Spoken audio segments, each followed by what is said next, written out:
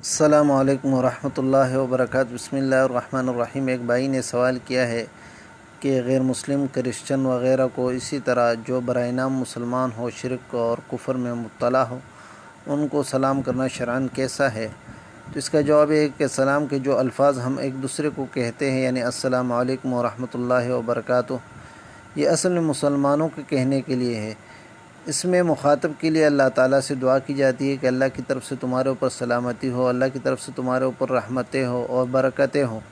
جو لوگ اللہ کے وجود ہی کو نہ مانتے ہوں یا اس طرح نہ مانتے ہو جس طرح ماننے کا حق ہے، یعنی خالص توحید کے قائل نہ ہوں، بلکہ اللہ تبارک و تعالیٰ کے ساتھ انبیاء، اولیاء، بزرگان، صحابہ، نیک لوگوں کو شریک کرتے ہوں اور خدا کے بارے میں ان کا عقیدہ ہی مختلف ہو، ان کو اس طرح دعا دینا ایک بے معنی بات ہوگی۔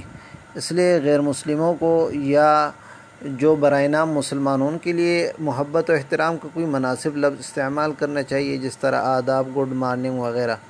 اگر وہ خود سلام کرے تو اس کے جواب میں صرف وعلیکم کہنے پر اکتفا کرنا چاہیے۔